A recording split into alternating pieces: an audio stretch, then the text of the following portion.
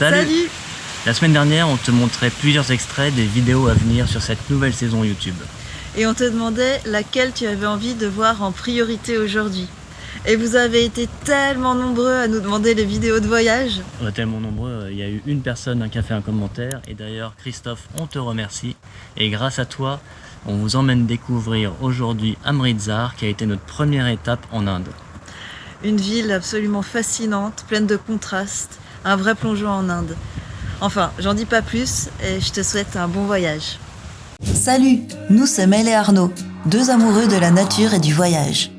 En 2022, on a choisi de tout quitter pour une aventure extraordinaire, partir vivre sur les routes du monde en van aménagé, direction le Népal. Ce choix, il est venu de notre rencontre, à un moment de nos vies où on se posait la même question. Continuer dans un quotidien qui ne nous épanouissait plus ou réinventer nos vies? Ces 2 années de vie nomade nous ont transformés, bouleversés et souvent émus aux larmes. Les rencontres que nous avons faites nous ont apporté plus d'enseignements sur la vie que les 40 années qui les ont précédées. Apprendre à lâcher prise, se débarrasser du superflu, se reconnecter à la nature.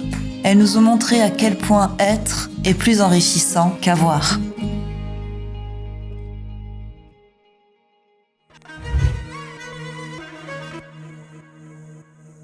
Après avoir parcouru plus de 27 000 km pendant 1 an, on arrive enfin en Inde, le pays qui nous a inspiré toute cette aventure. On est partagé entre excitation et doute, car beaucoup de voyageurs nous ont dépeint un tableau très sombre du voyage en véhicule en Inde. C'est vrai que la circulation est chaotique, grouillante de camions, bus, voitures, charrettes, motos, vélos, piétons et animaux, et qu'il n'y a plus qu'une seule règle, s'imposer.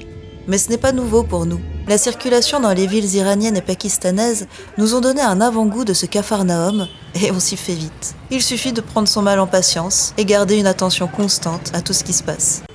La première ville sur notre route est Amritsar. Même dans les ruelles piétonnes de ces bazars, la circulation est surréaliste, au point de régulièrement se retrouver bloqué entre les 2 roues, les rickshaws, les livreurs et les autres piétons. On finit par rejoindre la destination du jour, le Temple d'Or. Au-delà d'être un monument absolument exceptionnel, c'est un lieu de vie hors du commun où règne une ambiance spirituelle unique, attirant chaque jour des milliers de pèlerins sikhs, mais aussi des hindous et des musulmans. Hors des sentiers touristiques, il est plutôt rare d'y croiser des occidentaux. Le contraste avec le tumulte extérieur est saisissant. On est transporté par l'ambiance sacrée, la musique et le son des prières. Spirituellement, le centre des attentions est le bassin au nectar qui entoure l'édifice central étincelant.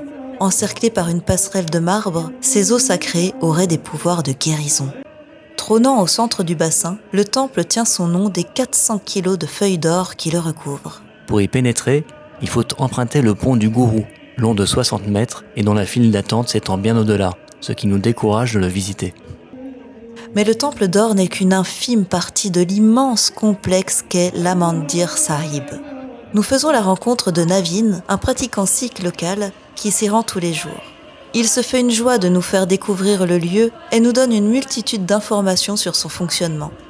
Ouvert H24, 7 jours sur 7 et toute l'année, l'entrée y est gratuite, tout comme le gîte et le couvert. Alors lorsque la faim se fait sentir, nous suivons les pèlerins vers l'immense cantine et là commence un étrange manège. Muni d'un plateau et d'un gobelet, on pénètre dans une vaste salle et on s'assoit sur des nattes.